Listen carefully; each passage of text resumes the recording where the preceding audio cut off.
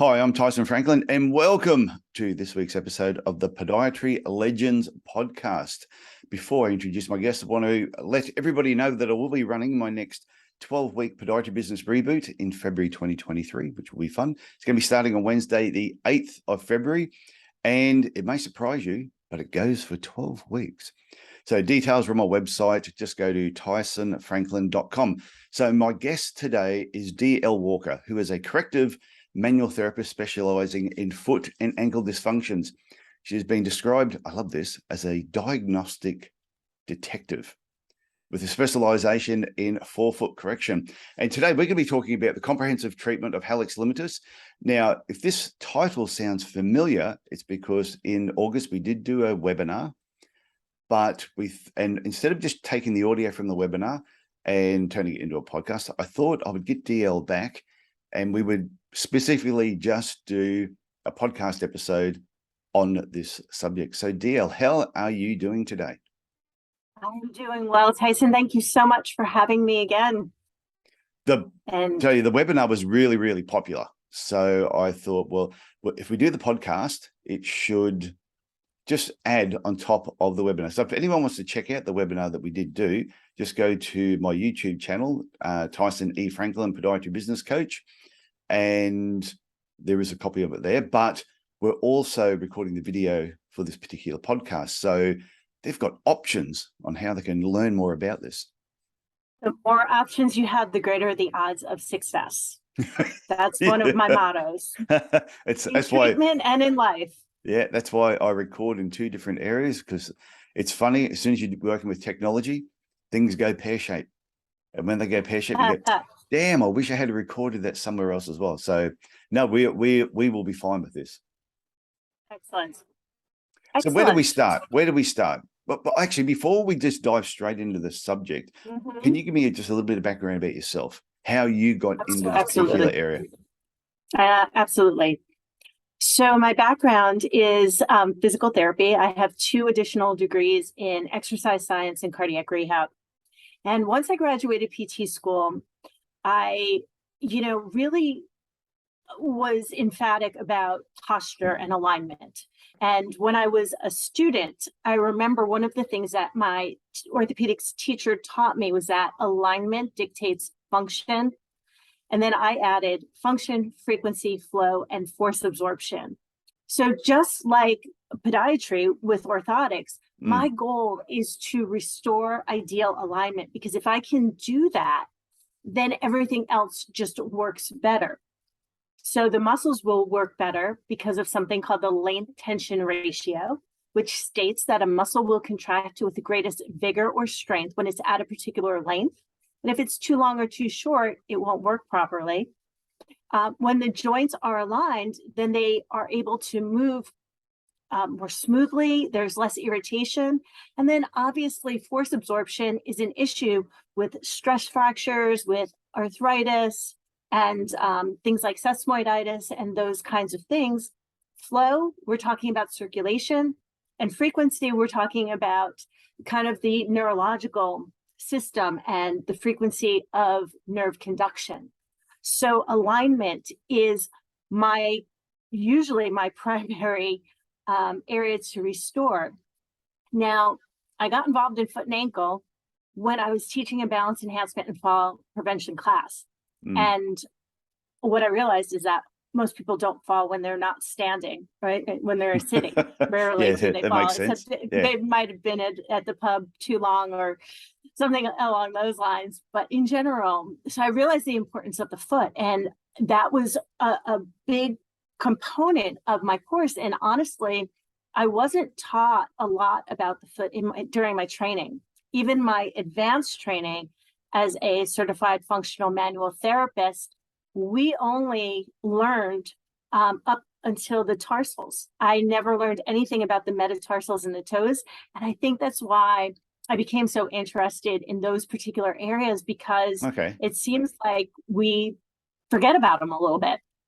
Yeah, it's down the end of your body. They're neglected. They're a neglected part of the body. And I think it's interesting what you said about falling down. I remember years ago, we used to do a lot of falls prevention talks. And that was my opening line. If you don't stand up, you won't fall down. And they all went, yeah, that makes sense. However, you have to stand up at some stage. Absolutely. Absolutely.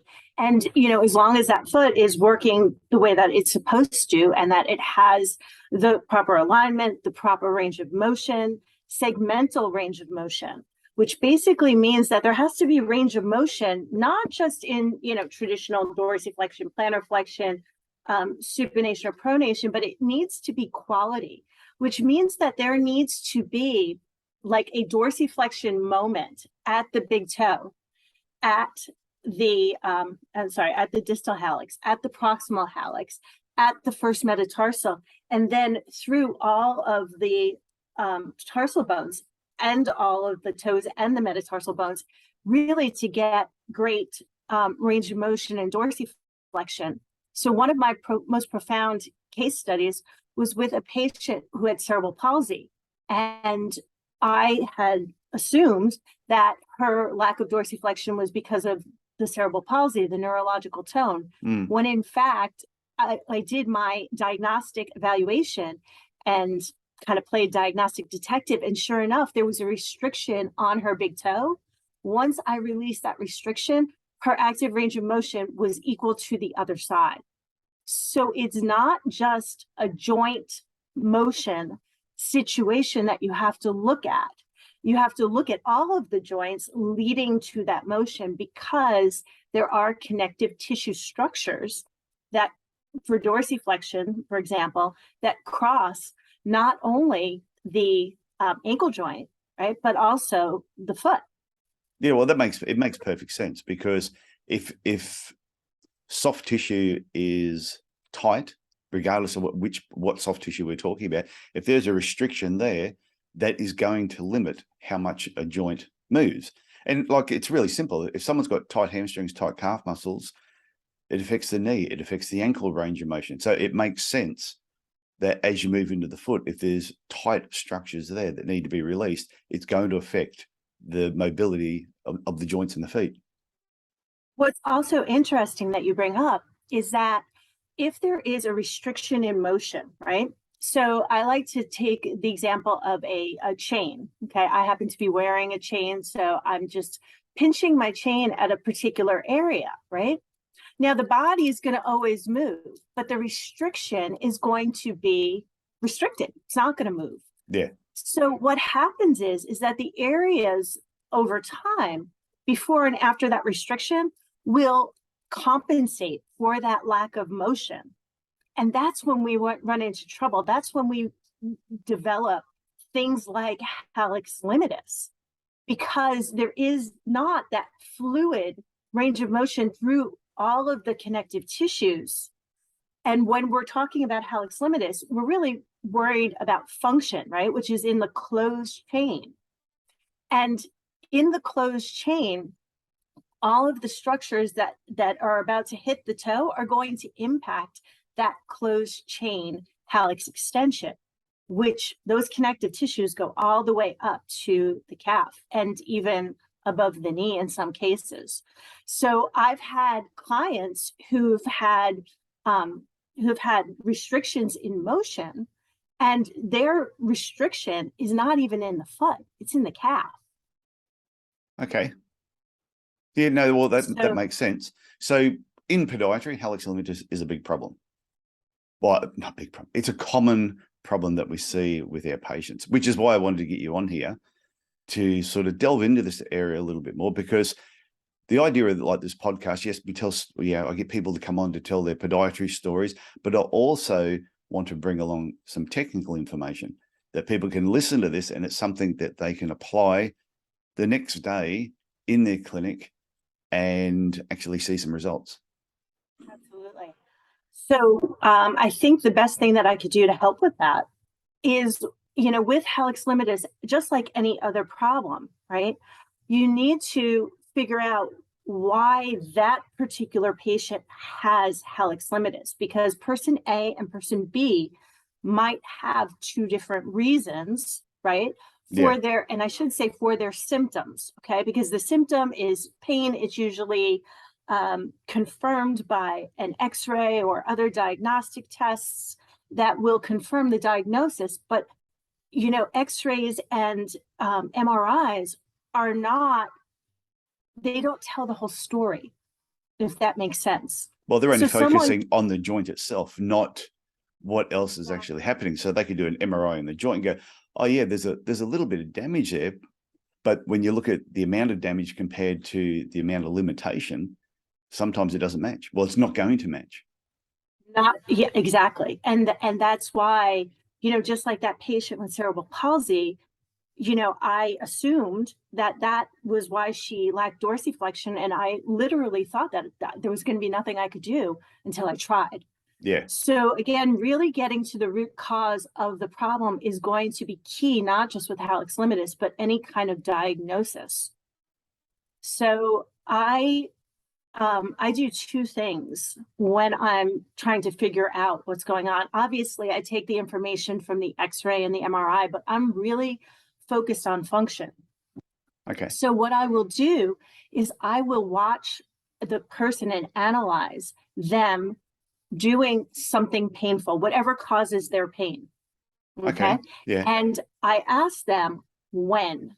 The key word is not how much, you know, not where even, because we kind of know where, but when, because depending on when it occurs in that functional movement, and I can create any functional movement like squatting, going on tiptoes, walking, moving side to side in a lateral motion, I can break down anything.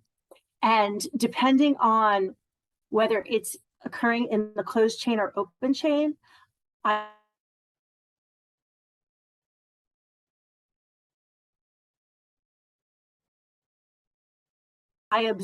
and becomes less fluid or getting their symptoms. I might have to get you to repeat that part because the camera froze. Okay. Did you catch that? No, yeah, you're gonna have to repeat that because you're frozen but you on did my hear side. Me. No, I heard you to a certain point and then it sort of stopped. So I'll just get you to repeat that section again. I won't edit it out of the video, so anyone watching this video, don't worry, you're going to hear part of it a second time.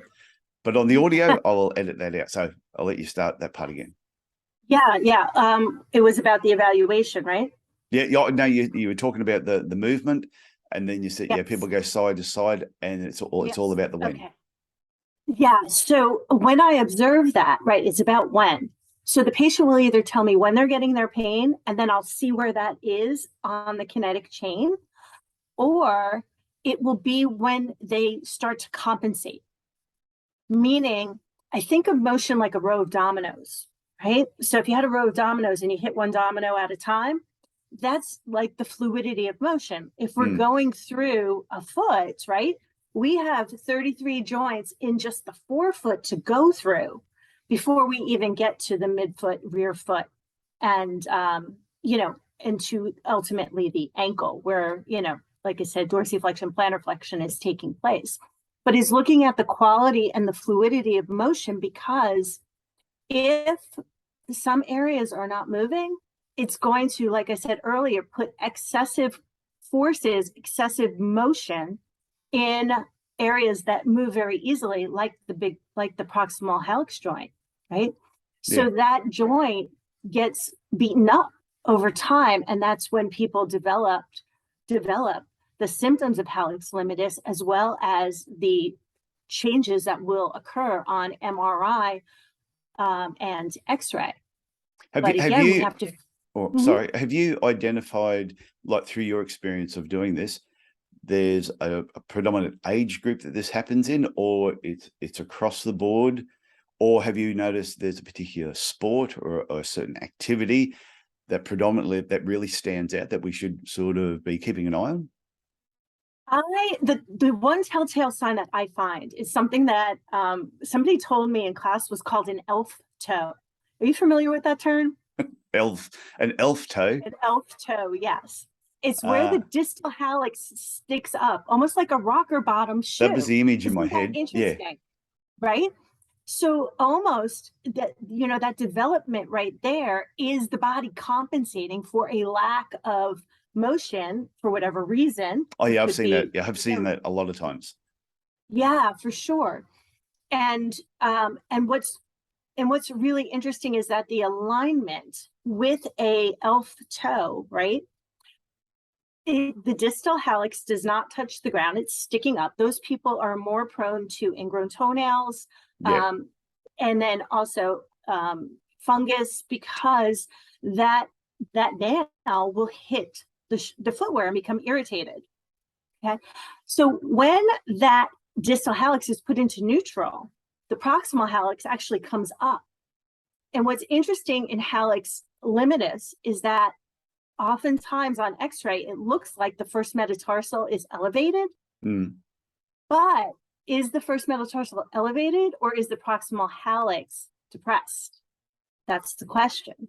That's the question to figure out. So again, it's about looking at that particular patient and figuring it out. And I will say that I noticed my daughter had a predisposition for Hallux Limitus at about age 6. I looked at the morphology of her foot. She unfortunately got her dad's feet. And he basically is now 55, yeah. and he's developing symptoms of Hallux Limitus. So again, he has that same kind of foot. It's an elf foot. He's got toenail fungus. He has had a history of ingrown toenails, and it appears like he has that arthritic look, right? That bony kind of deformity on the top, or what some people term a dorsal bunion. Yeah. So I think that it's a little bit of both, biology versus functionality, right? So we all And then have... you've also got injury on top of that as well. So I remember when I had my 50th birthday party, and party was going great. Everything was good. Right towards the end, I may have had 1 or 2 more drinks than I probably should have. And I tripped over and I subluxed my big toe joint, and then it popped back in again. And that was really, yeah, it was really painful for probably 12 months before it really started to settle down. So like you said, you've got function that can bring this on, but you also could have an acute injury that can lead to damage later on. Happy to report my big toe is now fine. Yeah, it's a good thing you know what you know. Yes. And the reason being that, I'm so glad you brought that up, because trauma, okay?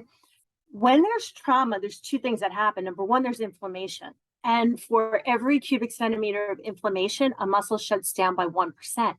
The muscles that are closest to that joint, if that's the reason for the inflammation, are going to be those stabilizing muscles that stabilize the joint.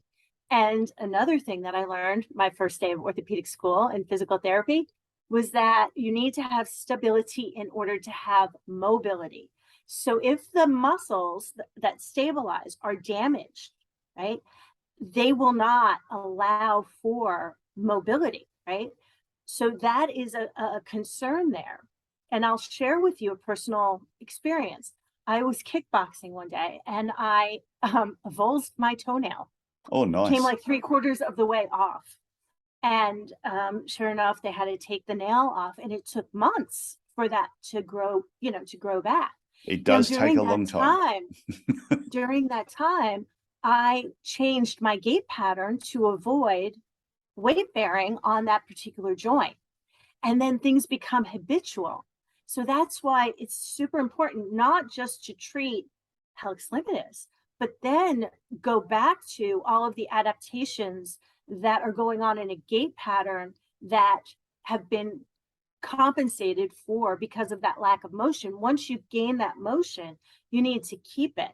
And that's why I say release, realign, and reinforce, right? Reinforce that proper motion, not just at the foot, because the foot, the pelvis follows the foot. What's going on at the foot is going to affect the pelvis. Yeah, but you see that in a lot of, I've seen that with people I know, friends, you'll see them limping. You say, oh, have you still got a problem with such and such? And they go, no, why? But because they limped for so long while they had that injury or while it was healing, that even though the pain's gone away, they've still got that habit of that. They've still got that gait pattern. And I see it at kickboxing now all the time, where you'll see someone who had a problem and you see them still walking in the gym and they're still limping.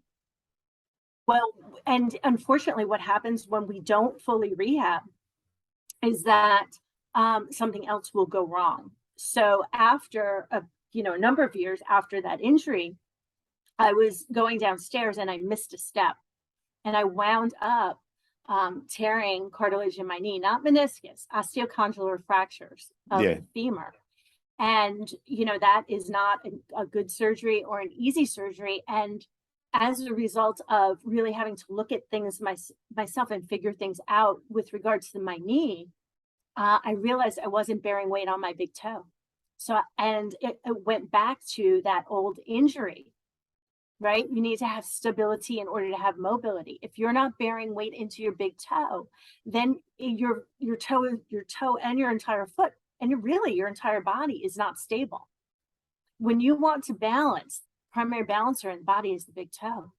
So that's why it's so important. And that's why I'm very much against fusion surgery at all costs, because you're limiting that range of motion and your body's going to be compensating elsewhere.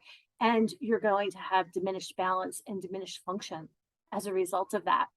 Yeah, well, I used to explain that to patients all the time. I go, if one joint is not working, it then puts more pressure or more force onto the next joint, distal from that. So, well, the joints basically around that. So that's why it's important to make sure everything is functioning the way that it should, if it's capable of doing that. Right. And if it's not, then that's where we need to treat, if that's the problem. If it's been trauma, right? Well, then you're looking at more of a protection type of thing and an anti-inflammatory, and then strengthening exercises, right? To get the stability in those core muscles back primarily, right? So again, the history, the subjective history is going to be very important with regard to how you do your evaluation. Are you looking at motion, or are you looking at an inflammatory problem or a forced absorption problem? And it doesn't mean that you don't address all of those things, because usually it's never just one thing. Yeah. Oh, it's never one. Never going to be one. Right. I mean, I had a toe injury just like you, but my big toe was fine. My joint was fine. It was the nail, but where my body compensated was at the knee, and that's where I suffered my injury. So again, really looking at the whole picture and guiding your treatment plan accordingly. So in many cases, like I said, I do release, realign, and reinforce all the time, but sometimes I'll put more of a priority in one place versus the other, if that's going to get me the best patient outcome. Okay, so a podiatrist listening to this right now, where should they start when it comes to treating this problem? Is there a process that they should be going through, or an order that they should be going through to actually treat the patient? Well, definitely patient history, firstly. Yeah. So That's a good place to start. You can ask questions that can lead. Have you had any trauma to your toe? Have you stubbed it badly, or do you remember avulsing a toenail, or dropping something on your toe at any point in time that would be indicative? Then also looking at quality range of motion. So I was talking about diagnostic motion evaluation, the movement, the domino-like movement through the joints of the foot. And again, in the foot, we have 52 joints. All 52 of them are going to contribute to closed chain hallux extension. Closed chain hallux extension. So we have to figure out if there is a restriction through that kinetic chain going all the way up to the lower leg, and evaluating that. And then, so it can be, I have a really easy way to teach it, and I'm going to be offering that in a course. And And what you really just need to do is have pretty good observational skills. Yeah. And then if there is a restriction, right, either the patient will first experience pain that'll tell me the level, and then I will palpate for the location. So I'll know like the level, it could be on the equator, right? But I don't know whether I'm in South America or Africa. Okay. So it's around the circumference. It can be, this is something that people will sometimes forget, is that connective tissue, right? It needs to lengthen, but it also needs to be able to shorten. So it's lengthening on one side, right? Like in dorsiflexion, for example, right? There's lengthening that's needed on the plantar side of the foot, but you also need to have the folding of the dorsum of the foot.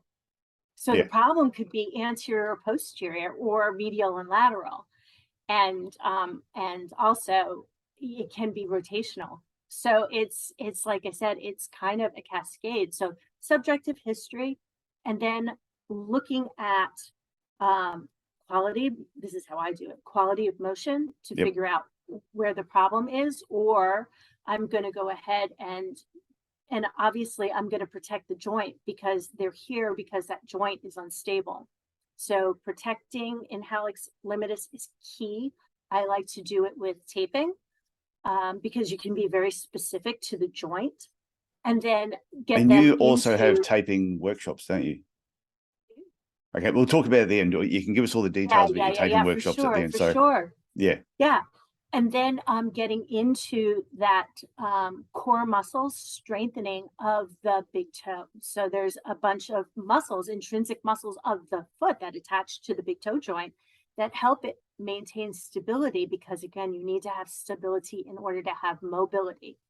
So if I'm doing an evaluation and the movement looks just fine, the dominoes are dropping just as they should, which by the way, almost never happens. But let's just say it did. Then I'm thinking it's a neuromuscular problem. It's not a structural problem. It's a non-structural dysfunction, which could be, weakness, neuromuscular control, obviously paralysis, those kinds of things too, but that comes up in your subjective history. So then I know the appropriate way to treat. And it's a really great, it's a great method that I probably developed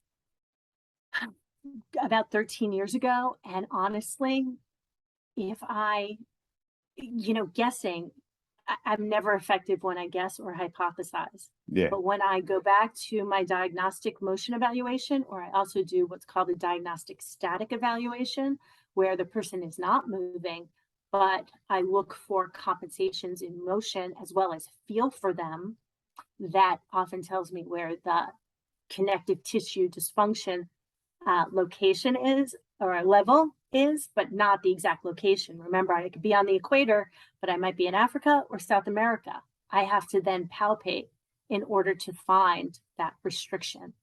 I was going to say, because you're doing your hands-on physical test. You've got the history.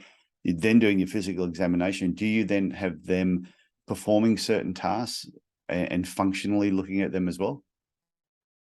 That's how I diagnose, and that's also how I treat.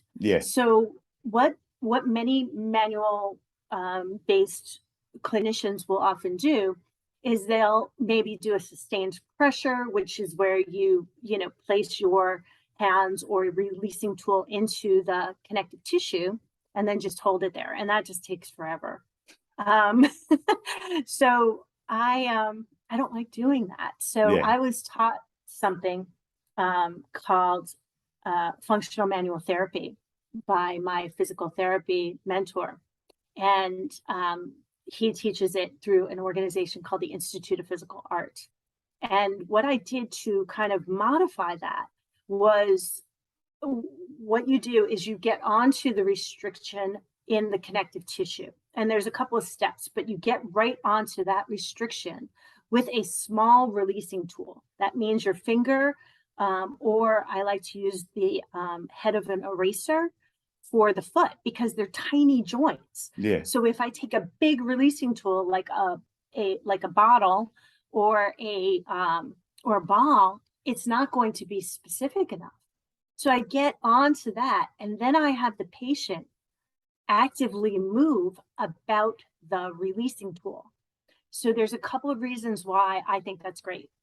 Number one, the patient is in control. So my feeling is that if a patient is just passive and they're not doing anything, I am more likely to hurt them.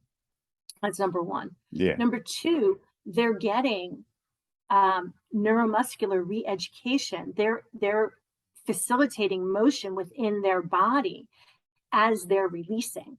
So like in the US in physical therapy, I can bill for like 3 different codes all at the same time by doing this technique because they're moving. So it's therapeutic exercise, right? Yeah. If they're in the closed chain, then it's neuromuscular control. I'm also doing what's considered massage and mobilization. So you're getting a lot of bang for your buck. I also incorporate stabilization because again, you need to have stability in order to have mobility. So in a case of Hallux Limitus or even bunions, right? If the injured joint is the first metatarsal phalangeal joint, I'll actually stabilize that as I'm releasing with my other hand and having the patient move. And it's highly, highly effective. I can release an area within 10 seconds, one particular area. So I can get through quite a bit in, one 30, 40-minute session. Okay. So when you're saying you're getting the patient, like applying pressure, move. so you're getting like, say, the end of a pen with a rubber on it, or a pencil with a rubber on it, you're pushing that into a particular area on the foot, or you're holding it in a particular area, and then you're getting the patient to put the force against it. You're not pushing the force into them. Correct. I am holding a force, Yeah. but I'm not rubbing. I'm not rubbing, and I'm not just holding. So if it was a foot patient, let's just say, right? Yeah. And I was working on their metatarsals, I could have them either move their toes for release or move their lower leg to release that area. So you're getting movement, indirect movement that's causing that release to occur in the connective tissue. And here's another thing that a lot of clinicians don't do when treating the foot is that they'll only address the underside of the foot, the plantar surface. But again, right, the dorsum of the foot can be highly, highly effective in treatment because again, you have to understand whether it is a folding problem, right, a shortening problem or a lengthening problem, because there could be restriction prohibiting either direction. So you really, you do that by palpation, and restrictive tissue is oftentimes very, very tender. So the patient will tell you, or they'll hit you, or they'll make a funny face. I call it the positive squinch test. Like, so that, and the good news is because it's, first of all, I think by having them move is a bit of a distraction for the tenderness, which is great also. Because, I've had massages where they're into like a nasty restriction, and I'm like ready to go off the table because I can't, like I'm just supposed to lay there and breathe. But making them an active participant, like I said, it puts them into control also. So they'll limit their own range of motion to whatever's comfortable for them in doing so. But again, observing doing the diagnostic motion evaluation or the diagnostic static evaluation will tell me the level, and then I find the location, release it, and it works like a charm for things like range of motion, for realignment issues, because, we can realign the body. I've been doing it for decades now, because the alignment of the body is not the skeleton, it's the connective tissue. So if you've ever gone fishing and deboned a fish, the fish doesn't, just fall apart. Well, have you eaten a steak? Yeah. Yeah, right? Well, there's no bones on that, and the connective tissue is still dense. It still has form. So if you took the skeleton out of the body, the form of the body would not change because of the connective tissue. That'd be interesting to see. Yeah, well, you could think about it like, you can think about like, amputations or, issues like that. But again, looking at a fish, if you take out the bones of a fish, it doesn't just, melt into liquid. Yeah. It still has form.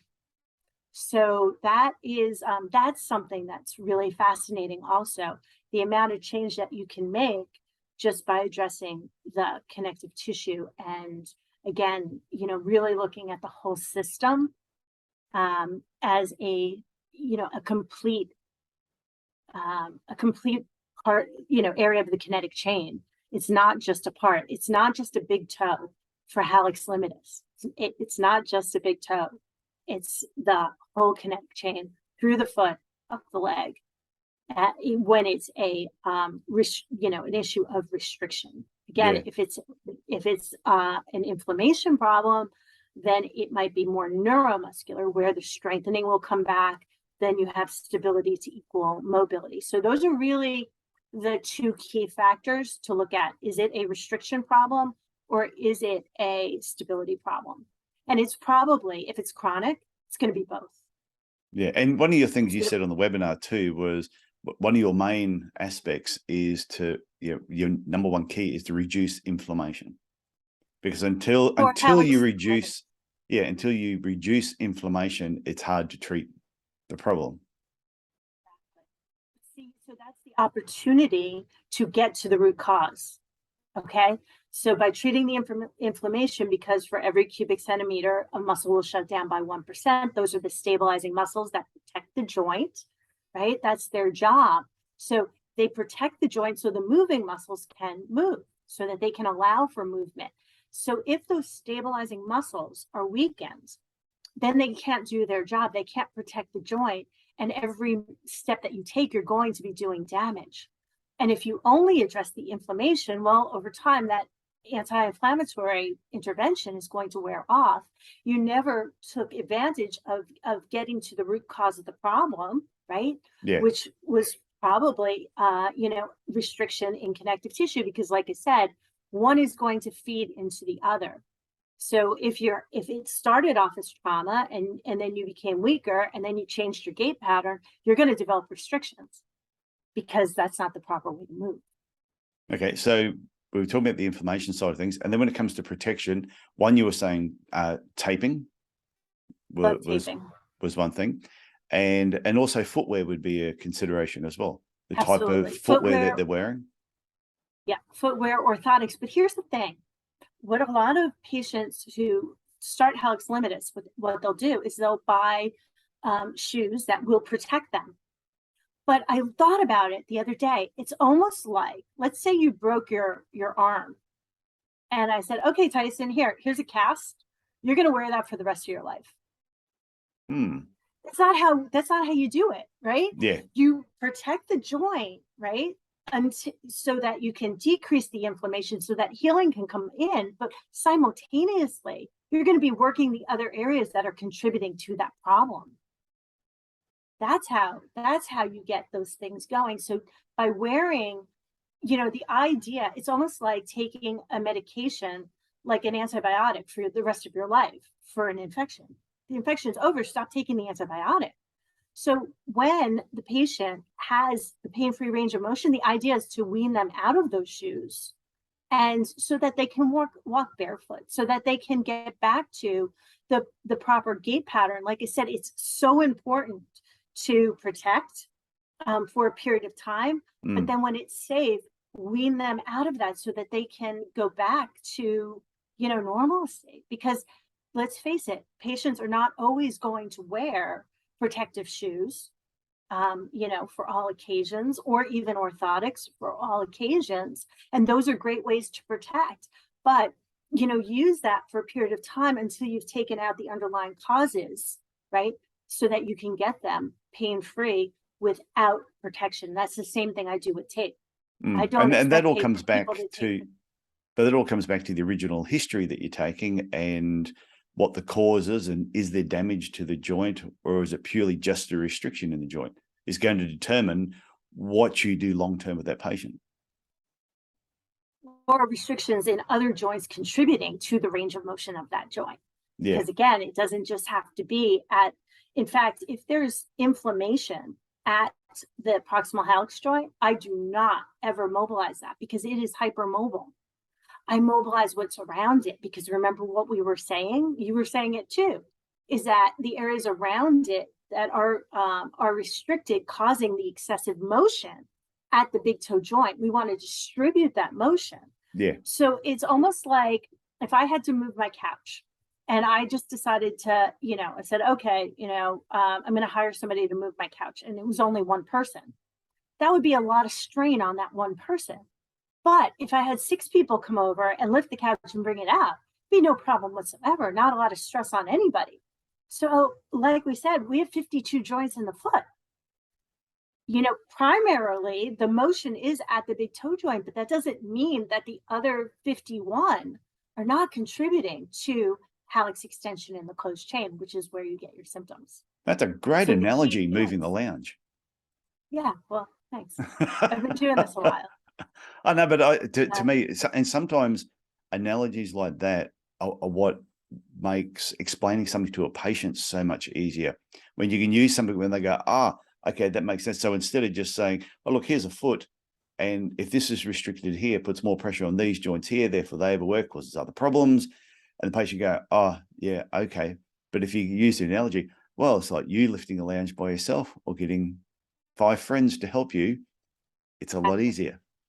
Exactly. And that is, that's really the point of, obviously the release. It's distributing the forces and realignment, changing the forces, because obviously to make those changes in alignment are going to significantly impact that motion because of the things that I talked about, the length tension ratio, and force absorption in particular. Okay, so if we run through this, because I'm just looking at the time at the moment. So we've got reducing inflammation, and then we have, you need protection and footwear, because stabilize the joint, mobilize and release the connective tissue, not the joint itself, just the connective tissue around it. And on the webinar, we mentioned the last part of it too, was adjusting the mindset. So, I look at, I've read about people talking about and how it's treated, Hallux Limitus, and eventually becomes Hallux rigidus, which I kind of consider like the Lou Gehrig's disease of toe dysfunctions, right? It's almost like a death sentence to me. So if you don't know, Lou Gehrig's disease is ALS. So it's like, the toe's gonna die. Yeah. And people are like, well, and all they do in the US, I'm speaking about, is they'll get like a surgery, they'll get an injection, then they won't treat the underlying cause. Then they'll get a primary surgery to, scrape the joint and just buy them more time. And then eventually they're going to get a fusion, unless they, change their lifestyle and, compensate with shoes, which is like wearing a cast for the rest of your life. Yeah. Or taking an antibiotic for the rest of your life for no reason, because you never are addressing underlying cause of the problem that's causing it to begin with. But you want to take advantage of those particular instances where you are doing anti-inflammatory intervention, and then really you'll have the greatest odds of success at that point in time. Because as we said, you need to have stability in order to have mobility, and the inflammation is preventing that. So when it comes to the mindset of the patient, what areas are you working on with them in that particular area? Or are you just giving them a vision of the future of what their life could be like, and trying to get them thinking positively instead of thinking, gloom and doom, life, my life is ruined, I can't do this anymore because of this pain? Right. I think it really depends, again, kind of on the patient and, where their attitude is with it. If you have an attitude like, I'm going to get over this, let's, work with me, teach me what to do, then that is going to be very different than, well, I'm just buying my time till fusion. I mean, that's just night and day, and just explaining to them that it doesn't have to be that way. with this particular diagnosis, as long as it's caught early. It's early intervention, but taking the right intervention is going to be key in recovery, so that you don't have to wear, special shoes for the rest of your life, that you can get over this problem with the right interventions. So if you get a patient that's really negative, though, if you had a patient come into you and they are just, they were weaned on vinegar, they are just miserable people, and they present to you with this problem, do you not treat them because you know that they're just not going to listen to anything and it's going to be a waste of time? Or do you still push through it and try and do your best? I always try to do my best. And then I try to make them believers. Yeah. Right. Okay. By doing particularly the release things, or sending them with an exercise. Hey, listen, you know what? Just do me a solid. Try this for a week. Tell me how you feel. So some small wins. So you try and win them over with a couple of small wins, and then give them the vision of what the big win could be like. Right. Because when your patient has confidence in you and they see and feel the results, they'll listen to you. They'll listen to you. So I don't usually, address the mindset right away. Yeah. There are times that I will. I'm dealing with a patient right now who the mindset's a very, very huge problem.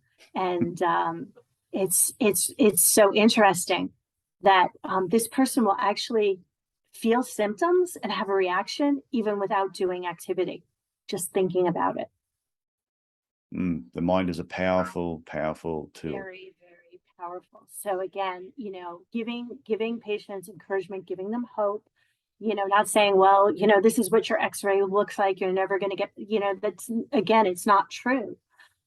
Because you don't know how much of the function or the lack thereof or the pain is related to actually what's going on in that joint until you try. Have you ever heard that story? Zig Ziglar, the motivational speaker who's passed away now, told a story of a guy that they found frozen to death in one of those train cars that was a refrigerated train car. And he got stuck in there. The door got closed behind him. He got trapped. And all of a sudden, he had a notepad there and he was writing his last farewell, just saying, it's getting colder, I'm starting to shut down.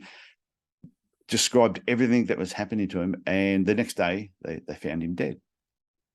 But then someone said what was really interesting with that is the refrigeration was never turned on.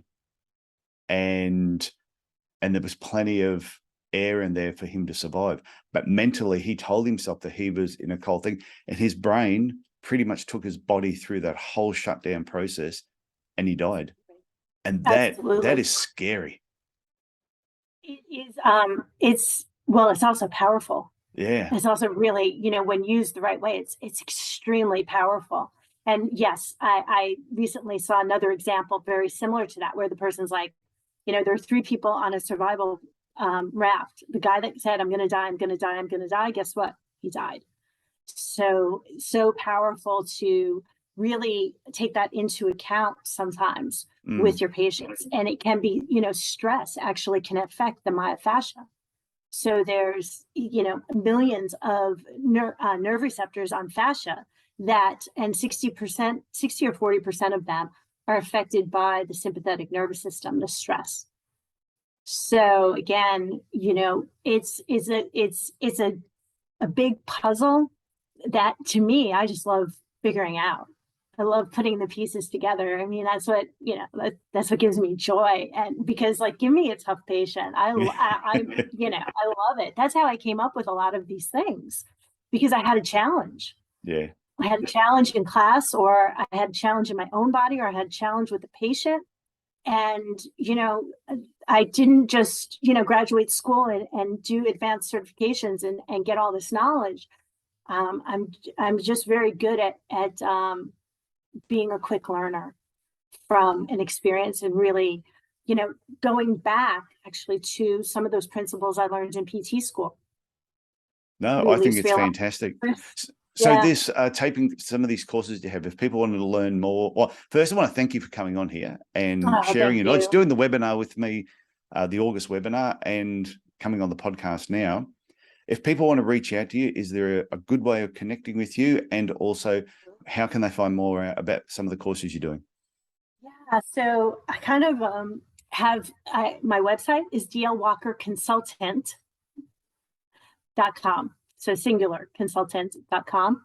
And on there, right at the top, it says courses, and then it's for professionals. And then the courses that I'll be offering are in there. I'm hoping to create my next course, which is going to have to do with releasing connective tissue, because it's it's the thing that really changed my career, as well as the diagnostic tests that I do. Those were career changers. I mean, patients that took 8 visits took 4 visits, or, you know, to be able to be in a, you know, I don't know, a restaurant with somebody, and they'll come and say, like, I have pain in my elbow, and then just go, and like in a matter of 10 seconds, it's gone because of using that. It's just, you know, and that's not the whole treatment. Can't be. You have to take around the other things too, but to get people, you know, that much better faster is it's high. It's a real big high. Well, I'll put your details in the show notes as well, in case people are driving the car at the moment and they didn't quite catch that. So they can go to my website, tysonfranklin.com, and the podcast details are all there. So DL, I want to thank you, like I said, for coming on here, sharing your knowledge again. And you never know, in 2023, you might be touring Australia and doing some workshops. I would love that. I would really, really love that. Yeah, my goal is to share this information and really impact the lives of people, because the foot is so important. Yeah. So, yep. You're preaching to the choir. Especially. Yep, I know that. To the choir I know that. Okay, so thank you very much for coming on. My pleasure. Thank you so much for having me. Okay, bye. Bye.